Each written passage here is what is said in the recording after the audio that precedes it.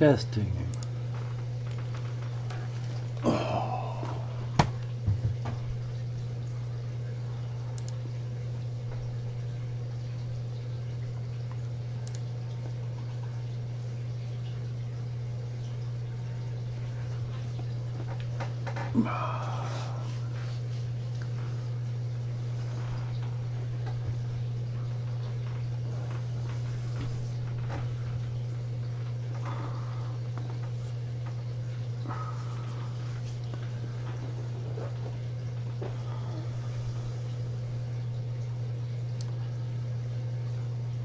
Testing, testing.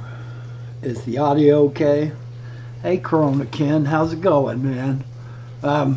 It's going fine. How are you doing?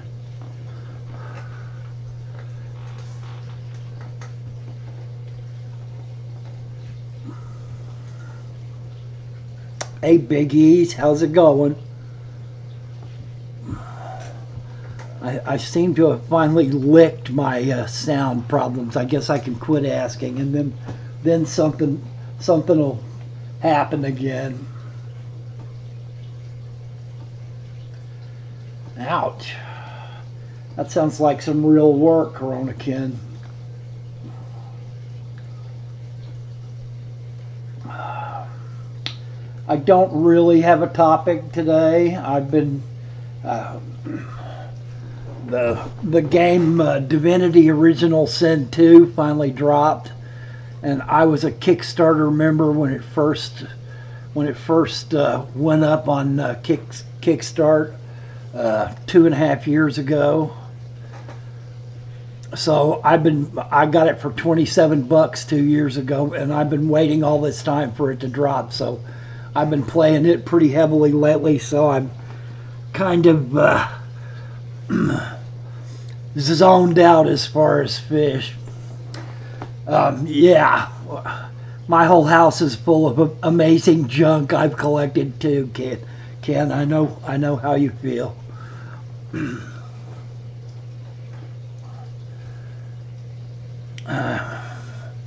Not sure how many people we'll have in here today. Corey and Jimmy are still going strong. Maybe they'll send people over, I'm not sure.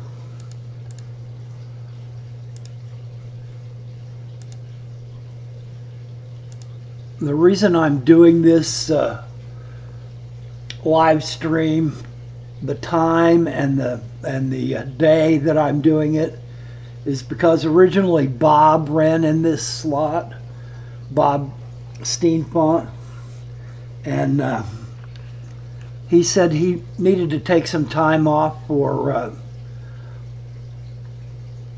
to go hiking, and everybody was saying, well, somebody needs to step in and take his place. So I decided that I would try it. I had my Logitech camera, and I had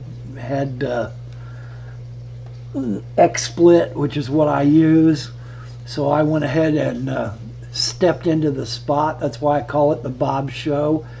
And Bob ran around, okay, Corona. Bob ran around 7 o'clock my time, and I decided that if I was going to start streaming, that I needed to stream at a time when, if Bob came back and started streaming again on Saturday, that I could still keep streaming. And so I went for 4 o'clock, which is early enough in the day for me, and I think it's late enough for the West Coasters. And I've also noticed that some Europeans can get in. It's kind of late over there, but they can get in at this time slot. So basically I'm going to try to hold my own against Corey and Jimmy running over.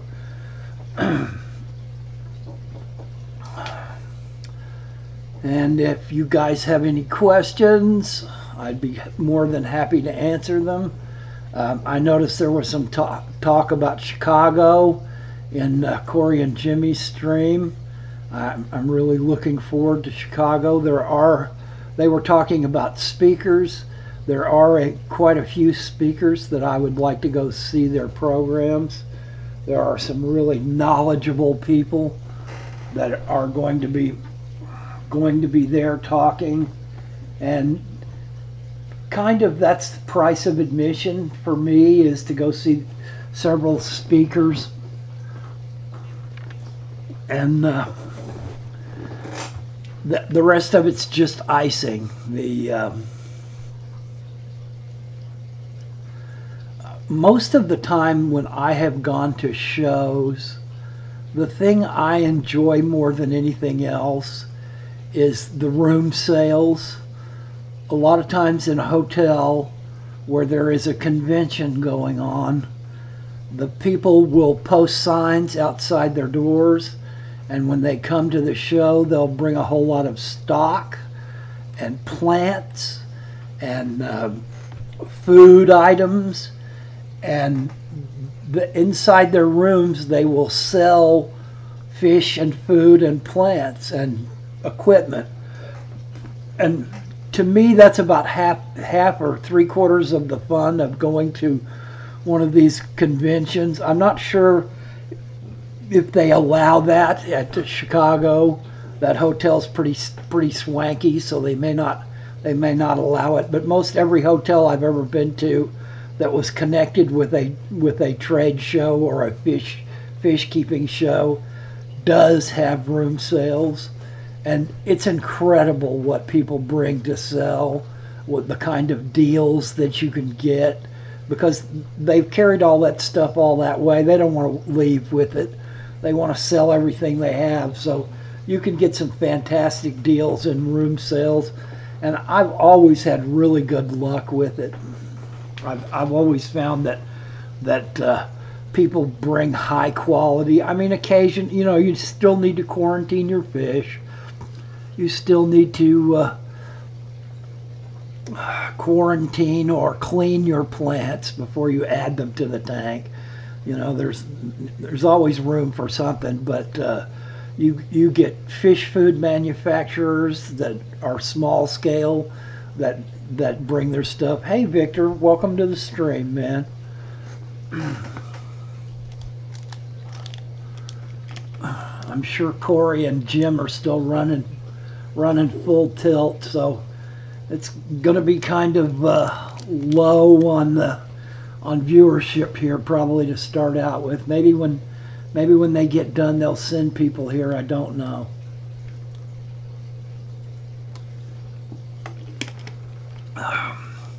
Anyway, I'm really looking forward to Chicago. I'm looking forward to meeting those of you that are coming.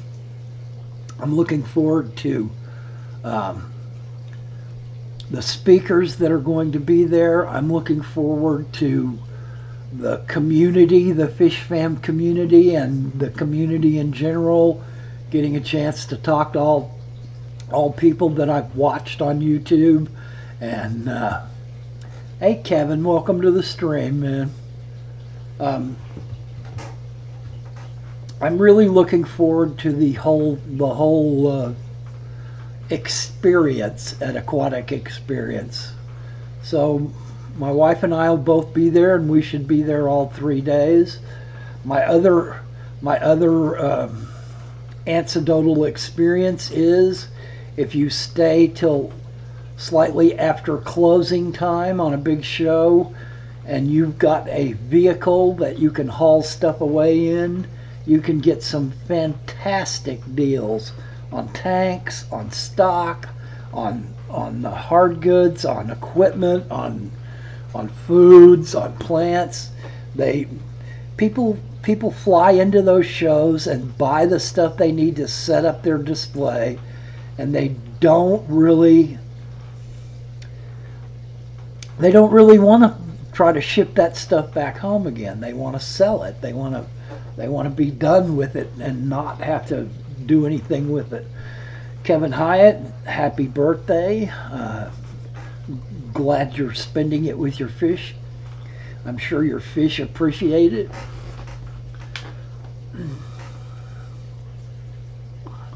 I've kind of quit counting birthdays anymore. I've reached the age where birthdays are no longer something to look forward to.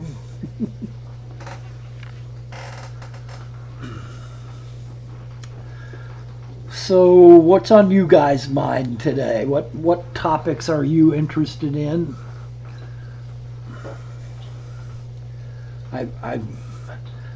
I call this the not gaming stream because basically I've been gaming 24/7 for 3 days since this game came out.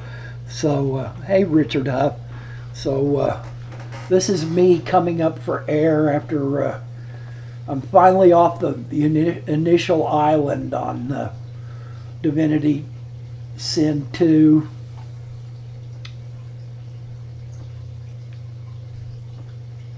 YouTube question. Divinity Original Sin 2, Kevin. Valley Fish says, YouTube question, any idea why my chat box would be empty blank on LRB and co-op stream today? Thinking has to do with how many there were that are watching. No, I always play on my PC.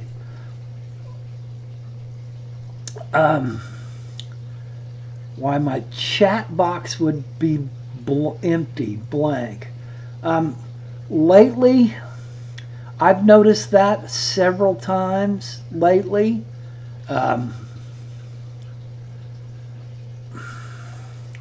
Sometimes I think it has to do with the speed of the talking.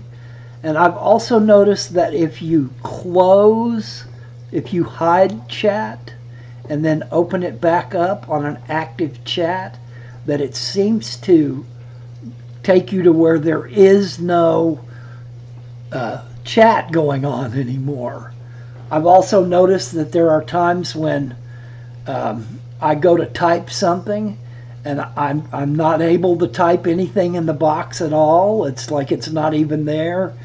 And I've noticed that if I click on someone's 3 dots in the, beside their name, and then click back on the chat line, then it comes back up then. So I can't really tell you, Valley Fish. I think YouTube goes through so many changes, and I don't even think any of us know them all.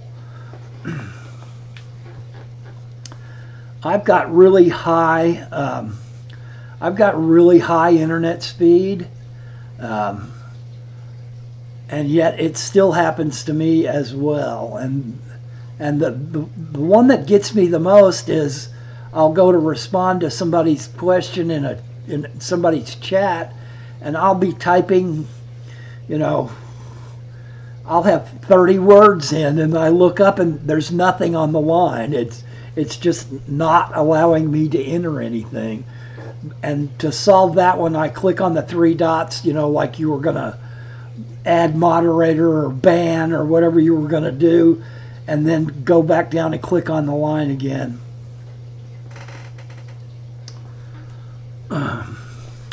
So I'm open to you guys' questions. I think YouTube is going through so many changes right now.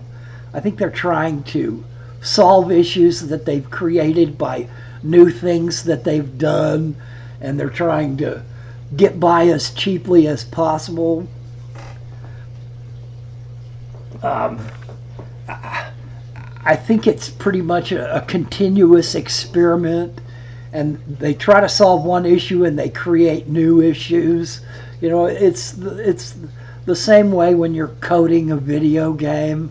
You do the same thing. You have an issue that keeps cropping up, and you try to add lines of code to fix that issue, and it creates issues all over the place. Suddenly now you've got issues with stuff that never had issues before because that new line of code that you added, which solved one issue, has created more. And I think YouTube goes, hey Dank Tanks, welcome to the stream. I think that YouTube goes through that on a continual basis, where they recognize an issue because enough people have complained about it, and trying to solve that issue, they create more. Or they try to add content, and adding that content has created more issues than they had before. What's up with you today, Dank? How are your tanks doing, man?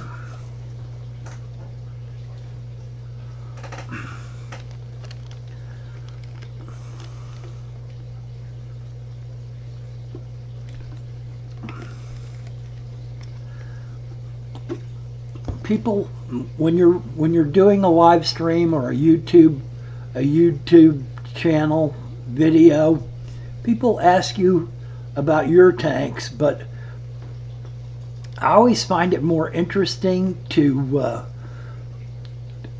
listen to what other people's tanks are. You know, Sneezana says hi, welcome to the stream.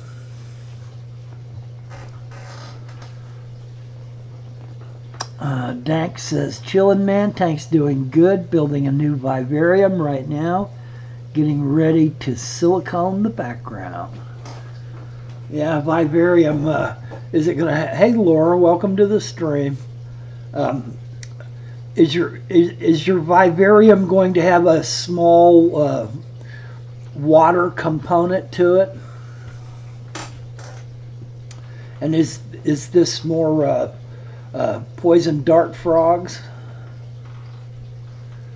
Dank says he just added 3 super red bristlenose and 10 cherry shrimp to the 55. Well, good luck with those cherry shrimp. I have, you know, I was watching L.R. Brett's channel, and I learned to love shrimp by watching his channel, and since Rob's channel and Mark's channel, Mark's Shrimp Tanks channel, and the guys basically transferred their love of shrimp to me. I guess it must be contagious, and so I had to take the plunge and try to a green tree python.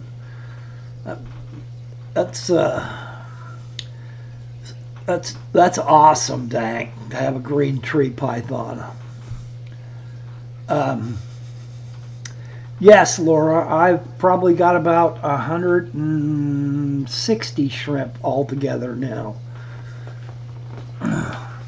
Sneezana says, just got back after cleaning canister filter on big tank. What is the topic? Sneezana, the topic is not gaming, because I've been gaming for the past three days, just almost straight. And today I'm not gaming because Laura, no. She has still the green jade ones. The green jade shrimp went into the 75 gallon of my wife's, and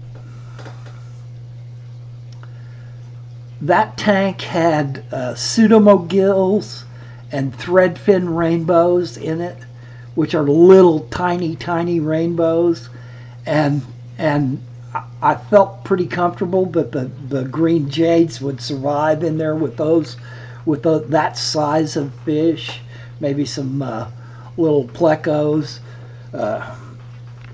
bristlenose or something.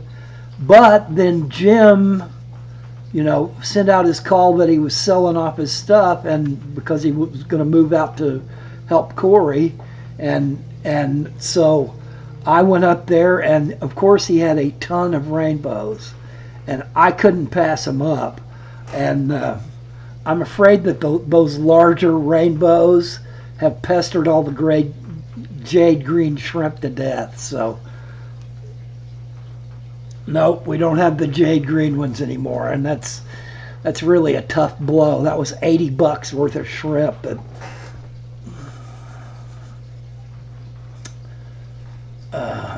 Sneezana says, I have played games the past 2 days. Yeah, I've been nose down in this new game. It just dropped 2 days ago at 11 in the morning. So basically, I've gotten all the way through what was the beta test. The beta test had you on an island, and the very end of it was getting off of the island, getting onto a ship. You have to fight and fight and fight. Yeah, those green jades were beautiful. And they looked really good in my wife's tank too. It's got so much plant material in it. But they were hard to see sometimes too. I've basically gotten off the island again in Sin 2. So I'm at the point where the beta test ended and I'm getting ready to start my conquest of the completely new areas.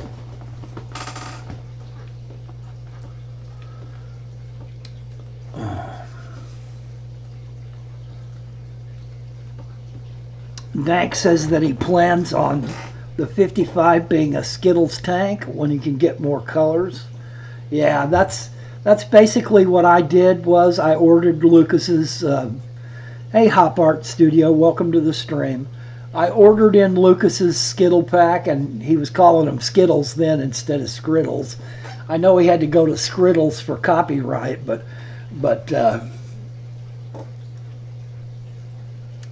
I ordered in the Skittles pack, and it had 12, and I just put them in the tank, and there were blues, yellows, and reds in there, and I just let them go. I put them in there. I haven't tried to cull. I haven't tried to pull any out. I do think that I was up around 200 shrimp, and that I had you're looking at the shrimp tank in the background. I had either a cannibal event or a colony crash, and I lost probably 50 of them, and now I'm down to about 120 in there. I also noticed that there's one that I think is a black rose. It looks like a black rose to me. So I'm getting some interesting colors. John Williams says, hey Dwayne, how is everyone? We're all doing fine, it seems like. It's a Saturday afternoon. Hop Art Studio says that happened to him as well. Yeah, I mean, I didn't lose the colony. I've been keeping up with my water changes and being very cautious about what water I add to the tank and how often and how much I add it. I basically use a drip feed to do my water changes with, so it's like acclimation, and I just set up a gallon or 2 gallon jug and drip feed the water back into the tank so that it can't possibly be too big of a change for them.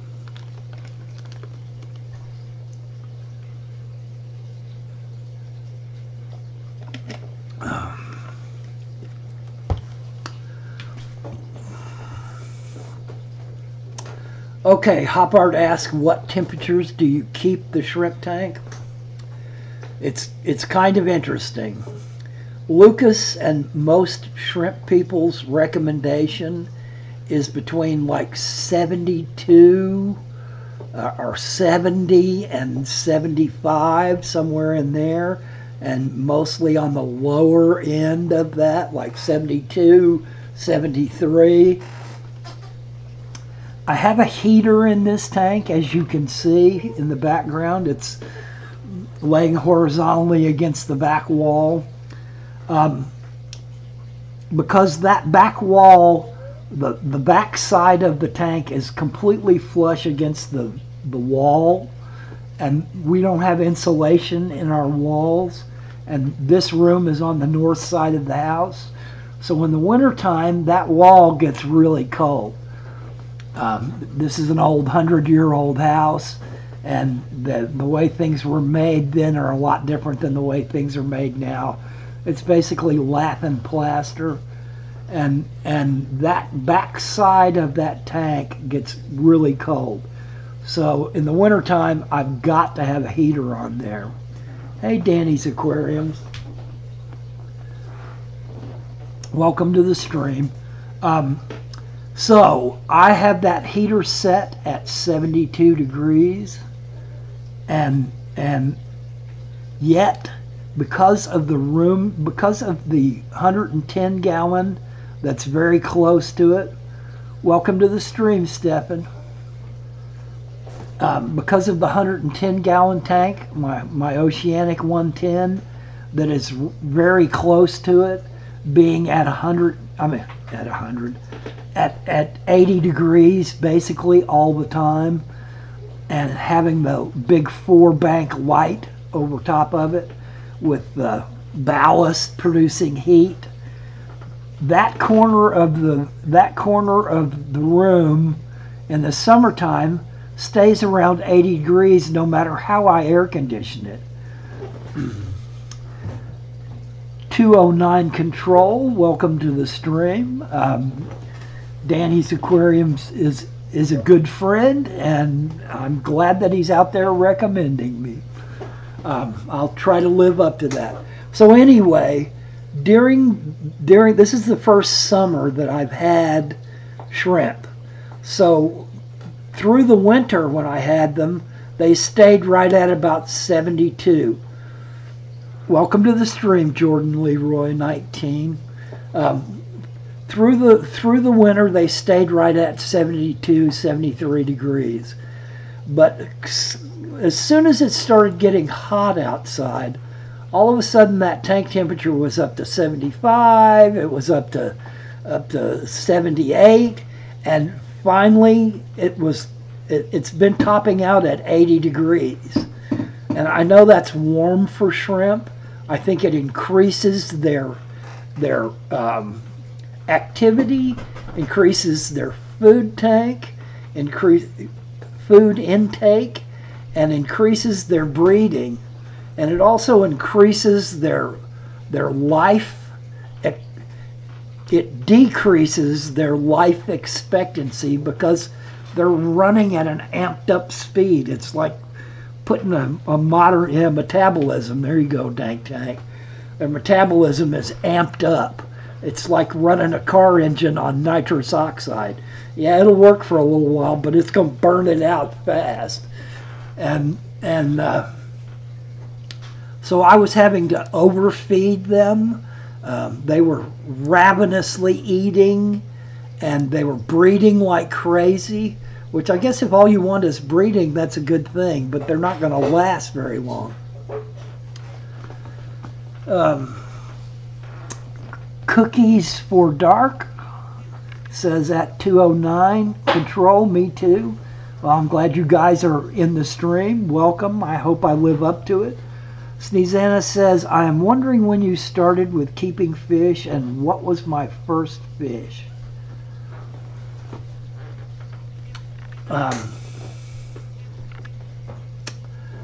My first fish keeping was when I was in college, and the first semester break that I went on, one of my buddies who had been staying in a dorm had to go home for the semester break and gave me a fish tank, and it had a gourami and a couple of little comet goldfish in it, and something else. I think it was a Danio, and I managed to keep him alive. He never came back. He did not come back to school at the next semester.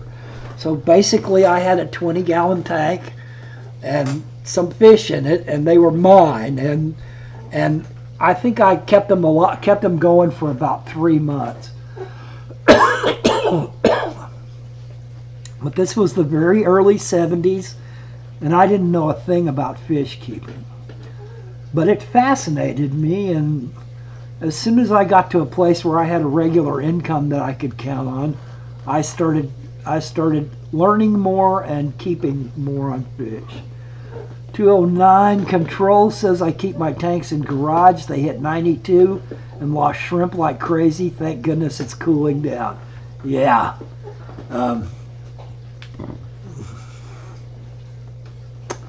And 209 Control says, but you are right, I have a bunch of babies. Yeah, John Williams says a long time ago. Yep. I'm pretty much older than dirt, so That's kind of where it is.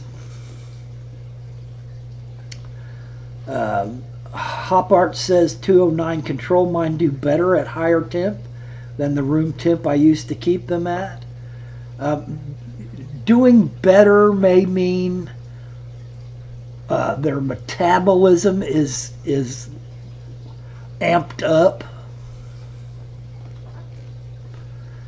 Dank, I don't know, but I'm going to guess that within about a month and a half, that they are old enough to breed.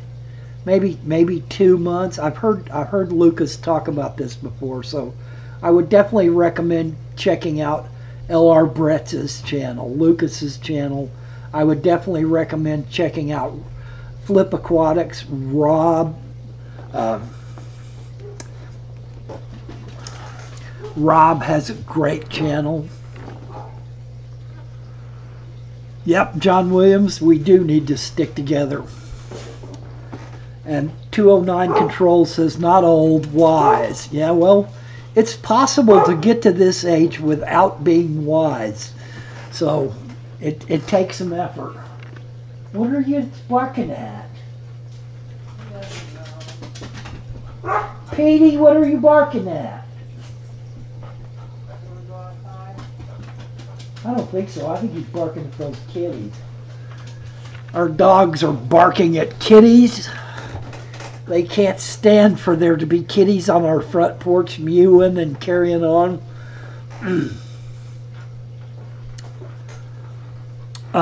Jordan Leroy 19 says Bacter AE is great for babies. I would wholeheartedly agree with Bacter AE. I also think that they like Repashy, and I'm a strong believer that just powdered Repashy dropped into the tank, not very much, and you know, just like stick your finger down into a bottle of Repashy dry, and then flick your finger into the tank, and it will put a fine powdery film on the surface of the water, which will slowly sink. 209 Control says his dog loves fish food.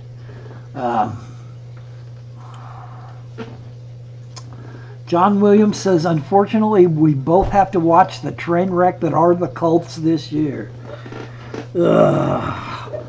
It's facepalm time with the Colts. I just... If Irsay doesn't start spending some money on his offensive line, it doesn't matter who he has as quarterback, they're going to get killed.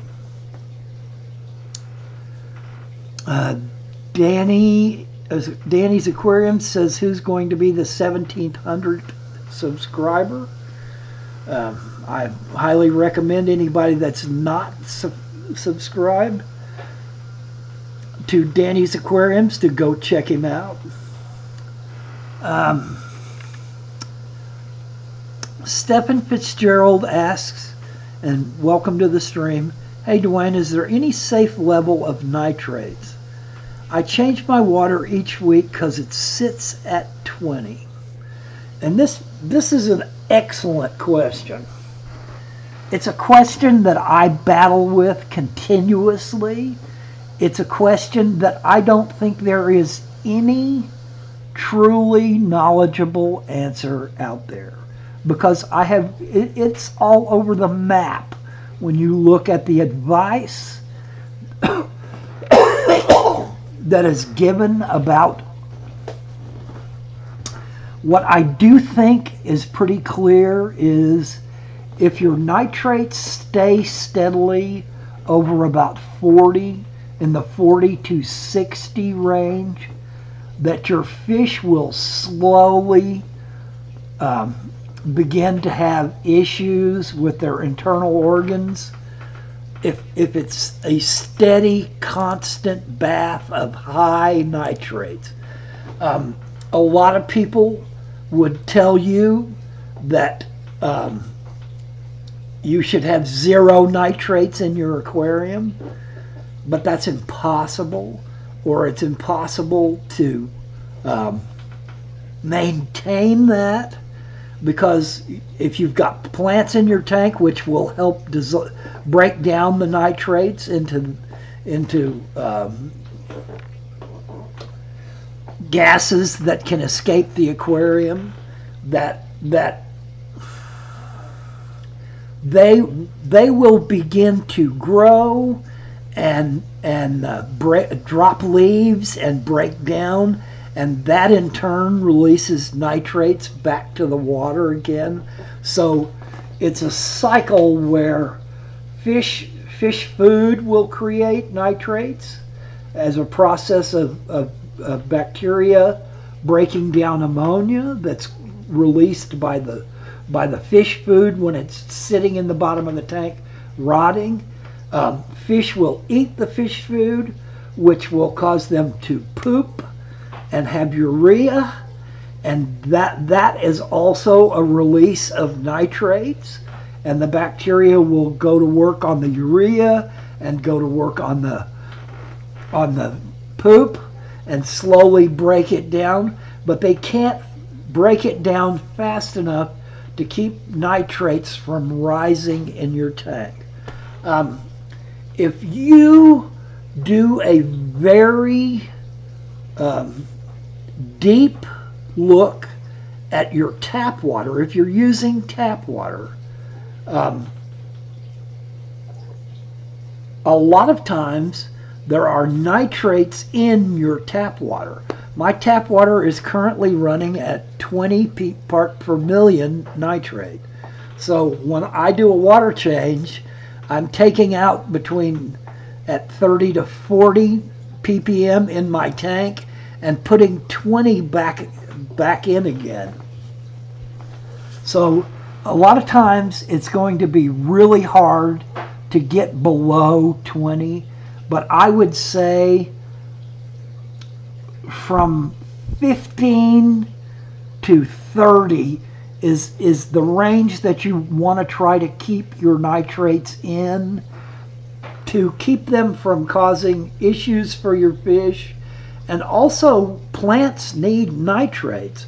If you have 0 nitrates in your tank, your plants aren't getting any nitrates unless you add fertilizer which has nitrates in it. Okay, 209 Control says, I feel like my pothos in my goldfish tank takes a lot of nitrates out. It's only roots, so no worry about the leaves falling in. Yeah, I agree. I also use that method. And that can be a good way to handle it if you've got big cichlids that want to try to chew everything up. Cobweb Cavern says, so homemade LED, pretty easy. I bought a 5-meter strip from Lighting Shop and wrapped it around old T8s. I've not seen anybody do that before, but that's a cool idea. If you look at my wife's 75-gallon tank, I built a set of LED lights for it as well.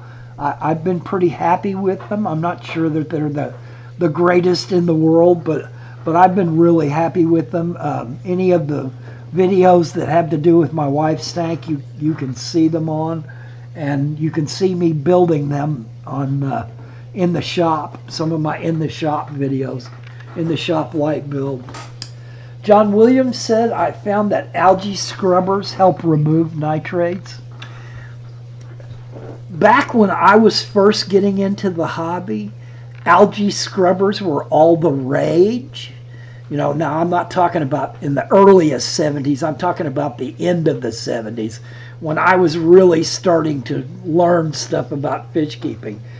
You know, we would have large, like a 30-gallon tank that set in direct sunlight and just took full sunlight to create algae, and the water would just be simply cycled through the tank. And yeah, it seemed to really do a good job, but then it kind of fell out of favor. Yeah, it's Hop Art says, gotta go, dinner on the stove. Thanks, Dwayne. I always enjoy your live streams. Hop Art, thanks so much for spending some of your Saturday with me and supporting my channel. And have a good dinner. Bon appetit. Looks like Cobweb Cavern and Jordan are talking about local fish shops. I highly recommend that you support your local fish stores, because if you do not support them, they are not going to be there anymore when you really need them. And that's why I even recommend supporting the big box change, as heinous as they are. On a Sunday evening late, something goes bad in your tank, at least you can still run to that big box store and maybe get something that's going to save your fish. So I even recommend supporting them. Jimmy, welcome to the stream. And he's asking me, how is DS2? Having fun? Yeah, Jimmy, it's really intense. There have been some monumental changes in the game, in the way the game mechanics work, and the way the game plays out, and I'm loving all of it. It's really intense. John Williams is asking about my better half. How is she? She's doing as well as can be expected, but she's going through a lot of issues, and I can't tell you when she's going to publish her lighting fish paper video. I wish I could tell you. It's a process of getting it done. All I have left is the audio. She just chimed in and said all she has left is the audio, and I guess that's something when I'm going to need to chime in. 209 Control says, Dwayne, when you change your water, do you treat water with dechlorinator before putting it in tank or after? For the past 30-something years, I have done my water changes by filling up 5-gallon buckets, treating the water, and putting it in the tank. But my stenosis in my spine and my frozen right shoulder have created so many issues for me now that I literally can't do 10 5-gallon buckets to do a good water change on my 110 anymore. So I am now into the 21st century with a Python.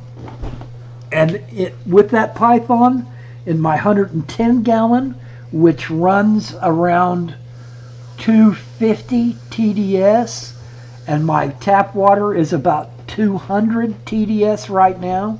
It has swung up into the 700s and 800s during the deep winter. So when that happens, I'll probably have to go back to using a mix of tap water and RO water.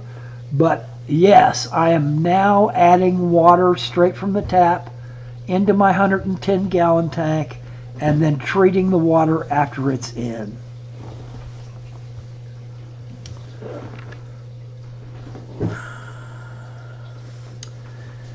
Cobweb Caverns, if anyone is going down the LED replacement route, make sure to get the 6500 Kelvin color temp ones. I think my wife might quibble with you on that.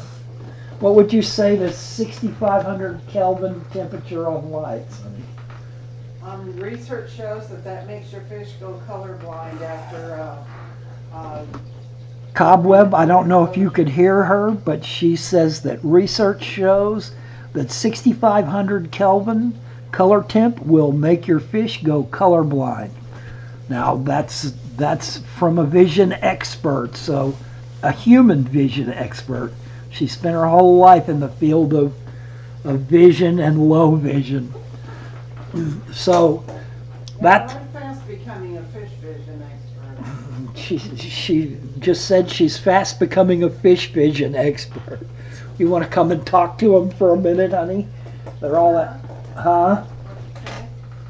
I said, you want to come and talk to them for a minute? Yeah. We'll get my wife in here and let you guys meet her. John Williams reminding us to sterilize our pythons once in a while. They can quickly cross-contaminate stuff you don't want in other tanks, and that was one of my largest fears when I got a python.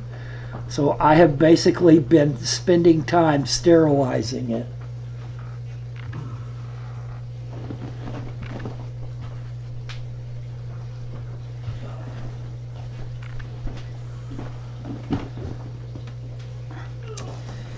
Okay, folks. You guys want to go out? Your question was about, I think, 6,500 or 6,700 Kelvin.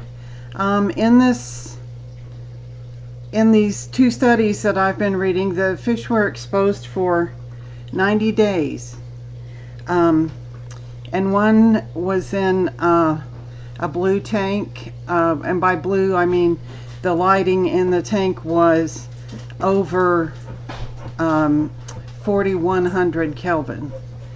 And they had already proved that it wasn't the intensity of the light, but the color of the light that caused color blindness in fish. And after 90 days in the tank with 4,500 and above, and they tested out various levels of Kelvin temperature, that the fish that were exposed to this blue light were colorblind.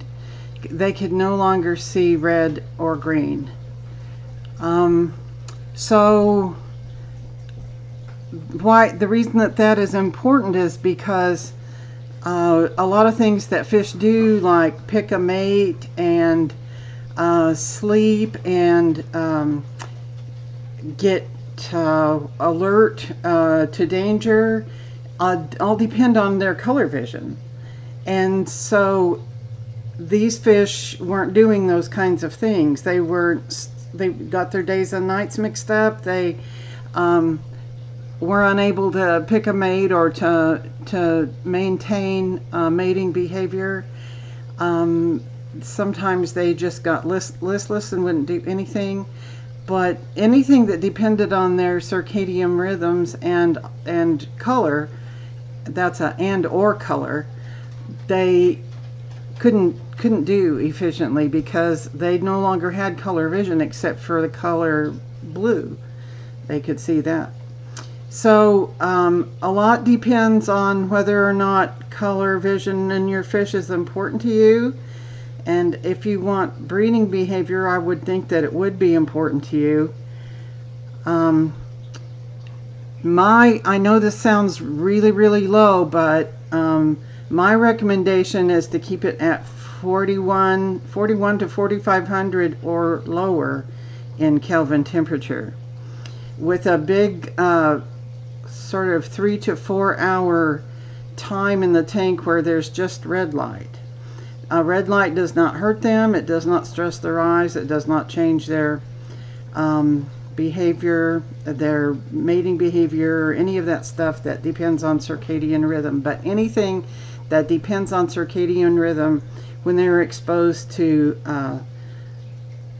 blue light, as I said, at about 4,500 or above, that could be damaged. So it's a decision that you have to make based on what your priorities are.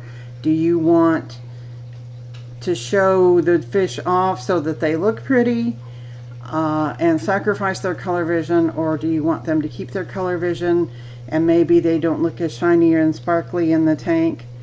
It's up to you. And I'll have more about that in my presentation. And as I said, my presentation is almost done. I just have the audio and the introduction to finish, and then I'll post it up. I got behind when I hurt my thumb and couldn't use it, but I'm catching back up now. So let's see, what are you saying?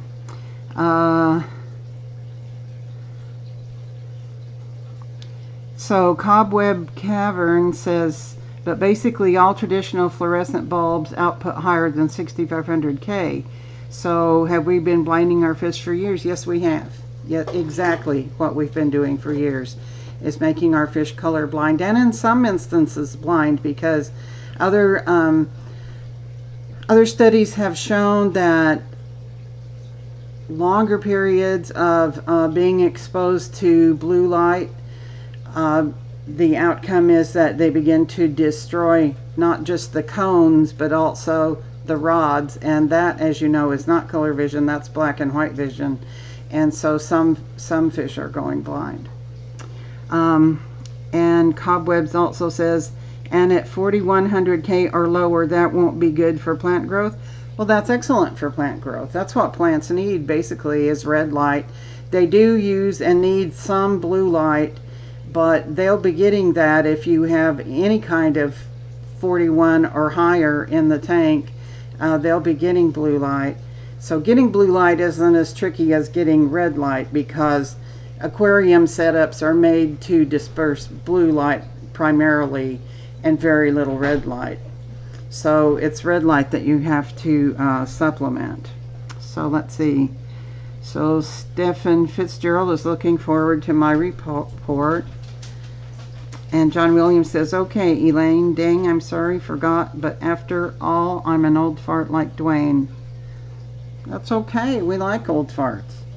I'm an old fart too. So if we don't have blue, we should be okay. Yeah. But you can't just look at a LED or a fluorescent tube and tell if it's blue. Sometimes they look white to your vision, but you have to look at that number on the light code that's on every lamp or bulb or LED and see whether that says 4100K or less. So Jake says, well, it hurts my eyes when I look at the lights, so sounds right to me. Yeah, if it hurts your eyes, it's hurting the eyes of most creatures. Most creatures. So how do we get the red light? Well, you know what? The marijuana industry has been our friend, and we didn't know it, and they have developed some really incredible red lights to use when they grow marijuana indoors. And there's all kinds of stuff to choose from, and I'll have more specifics in my report, but essentially any red or pink or orangey light that you would choose if you were a marijuana grower can be really helpful to you, both for your plants and your fish. Let's see. Cobweb says will be really interesting in seeing this, and 209 Control says, no wonder my fish run red lights. That's a good one. Okay, so I hope I've answered your questions there. I keep promising more to come, and it will come. It's just that it's like a lot of things that you do in life. You take a few steps going forward, and then you realize, oh, I don't know enough to go forward anymore, or I have to cover this aspect over here and this one over here, so it takes a little time. Jordan Leroy says, where can we find your reports, Elaine? Well, that would be on my YouTube page. I don't even know how to get to my YouTube page. I think you just put in my name, Jordan Elaine, and it should bring up my YouTube page, and two of my reports about humans are up there, and every human should know what kind of light to live under, because a lot of people get very depressed and get very out of whack, and they don't realize that it's the lights they're living under. So Corona Ken says, I think Marineland made a submersible red light. Yes, they did. It's not very big, and it doesn't put out a whole lot of light, but it's a step in the right direction. And 209 Control, get marijuana lights, they're red, or so I hear. Yeah, that's just what I've been saying. So Cobweb says 4100K or 6500K is the color temperature. That's right. And the higher the number, the more blue it is, and the lower the number, the less blue it is. So 4100K is the upper level that humans or fish should be exposed to, and anything below that goes into the green. 4100 to about 3500 is in the green zone. It's more like 3200, and then 3200 or less is in the orange, pink, red zone. And all that is in my that information is in my reports that are on my YouTube page. Also, you can just type in Elaine Kitchel in a Google search, and you'll find every report I ever wrote about lighting, and there are tons of them. So if you get interested in lighting and what's good for people, what's good for visually impaired people, what's good for kids with reading disabilities, there's a blue million reports out there that I've written, so help yourself. 209 Control says, sorry for the lame joke. I thought it was a cool joke. Thank you for information. I learned something new. Looking forward to full report. Yeah, me too. I'll be glad to have it done. And Cobweb says 6500K is typically referred to as cool or cold white. That's right. And 3000 to 48 is warm white, and that is just wrong. That is wrong. It's only between 2700 and 3200 that is warm white. That's your warm white. And anything 3200 to 41 is green, although I think they call it natural white, and above that is blue. So don't be fooled by the labels that some of the lighting companies give these things. They do that in order to trick you, actually, in order to trick you. People are now starting to catch on that blue light is dangerous.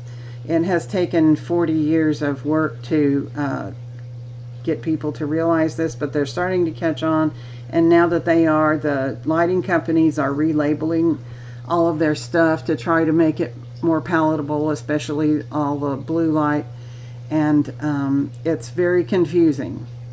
But if you follow my guidelines, you will not be confused. Okay.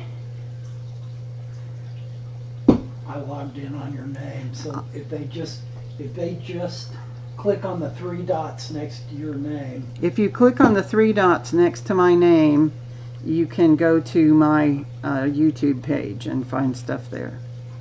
All right. Cobweb says, wrong info on packaging then? Often, yes, often you will find the wrong info on packaging. In fact, one of these lighting companies took a paragraph that I had written in one of my reports, and they took it out of context, and they removed a couple of words here and there and made it look like I supported their blue light, and that their blue light was just perfect for people that were suffering from visual distress or photo distress, and I was so mad. I tried to get my the company that I worked for at the time, who actually owned this report, tried to get them to at least make them take this erroneous information out of their packaging and their advertising, but my company was not interested in doing that, so it's still out there. Is it true that blue lighting can help with dyslexia? More often than not, it makes it worse. Because people with dyslexia, most of them have a... dyslexia is most often a disorder where the message from the eyes to the brain sort of gets a detour. And when you put those people in blue light, that detour becomes far worse and far more confusing. And so there are very few people that are helped by blue light. There are a few, but most of the time, no, it is not the right choice. John Williams says, can you speak to my question about the brightness or intensity of a 4100K?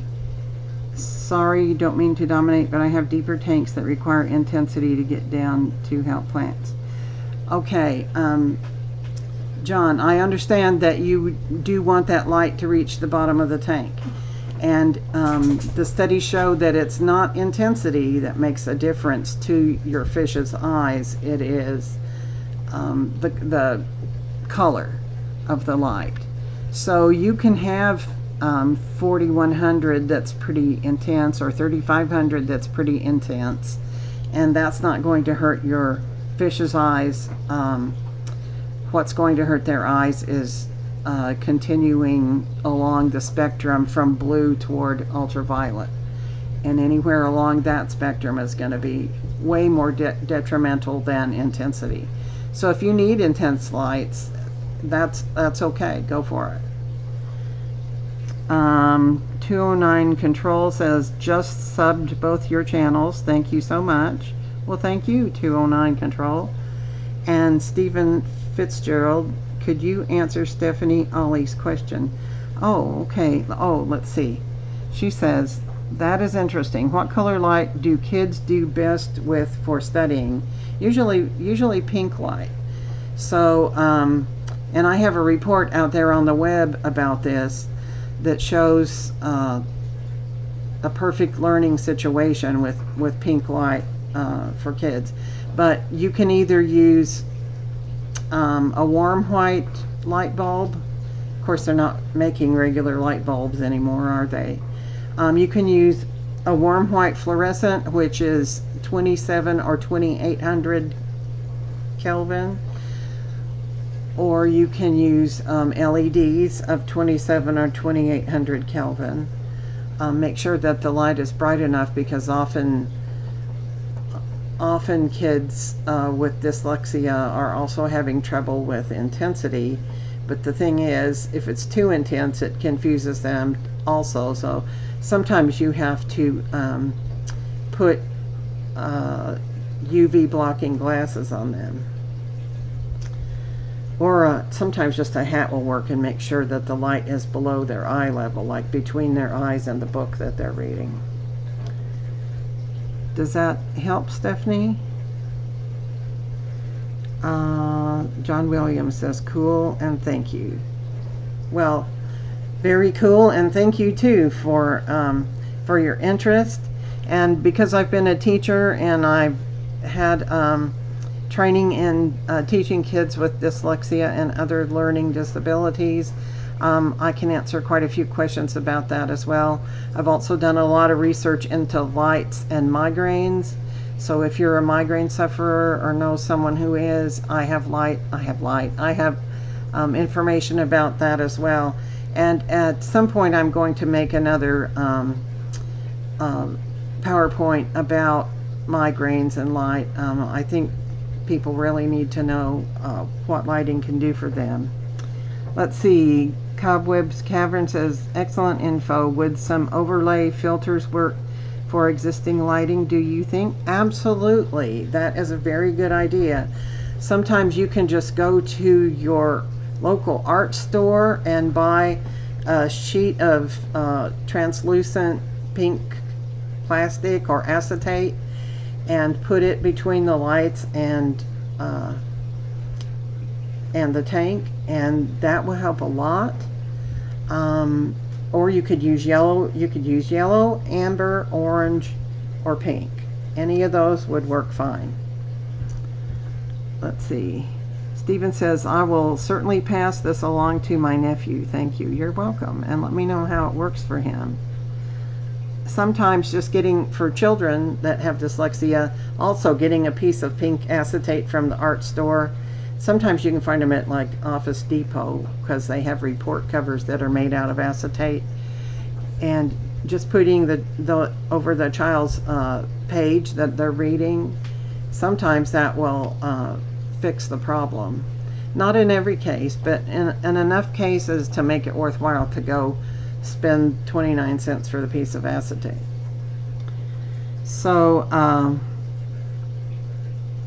My 13-year-old gets migraines. Any suggestions? Yes, I have been a migraine sufferer all my life, which is what spurred me toward doing research in this when I became a lighting guru.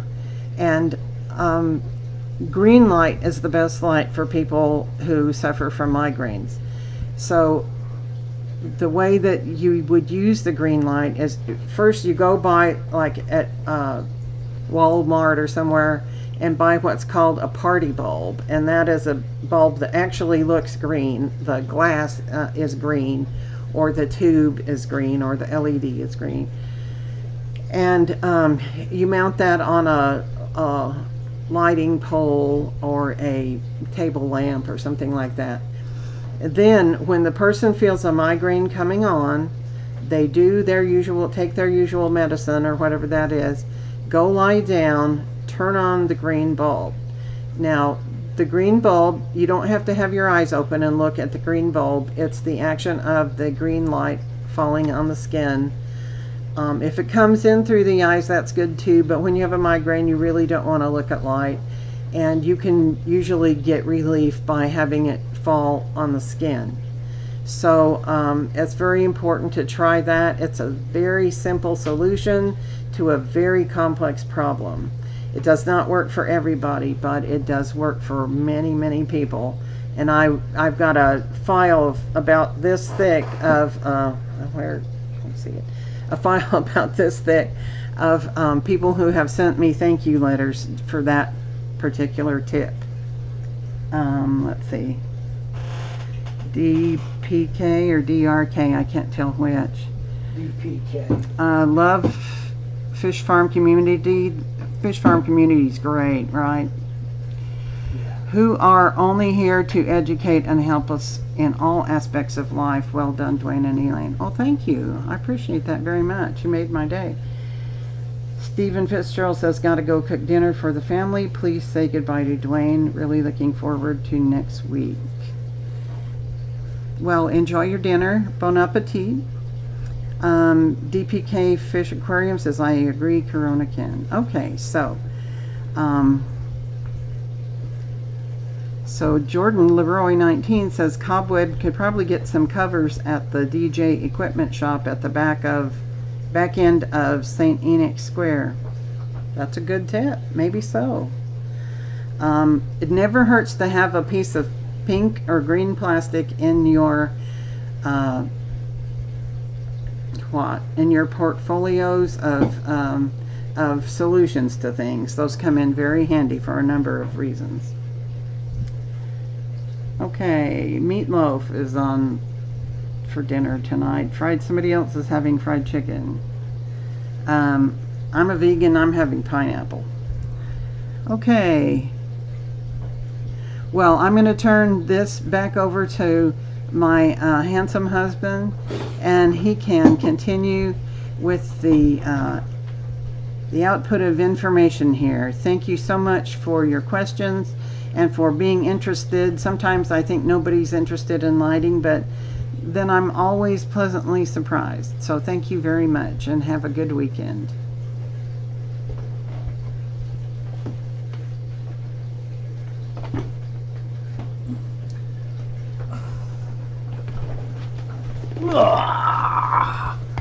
Okay, guys, we're at the hour mark, a little past. If you guys have any last questions to get in, because I'm ready to get back to gaming again. I'm not gaming now, but I'm ready to get back.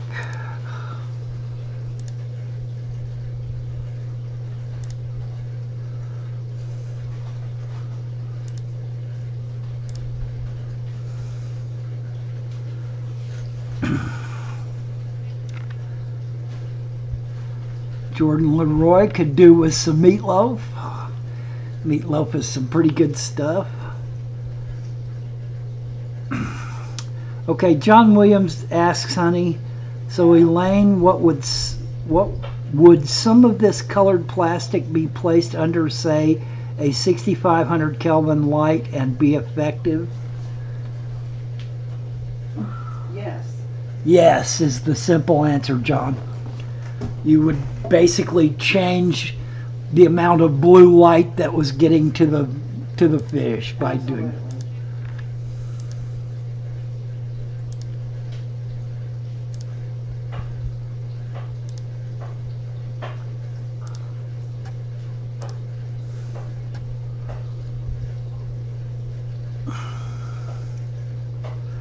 All right, guys, we're a little over an hour. I'm going to wrap it up and get back to my gaming. I hope you guys have.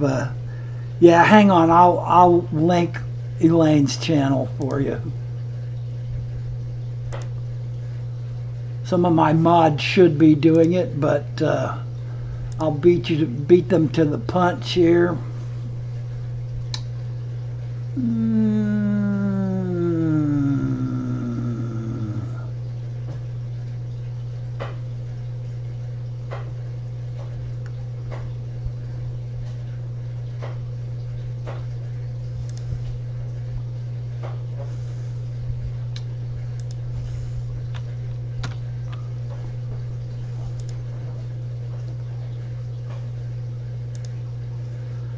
Corona Ken got it, but here it is again, just for yucks and giggles.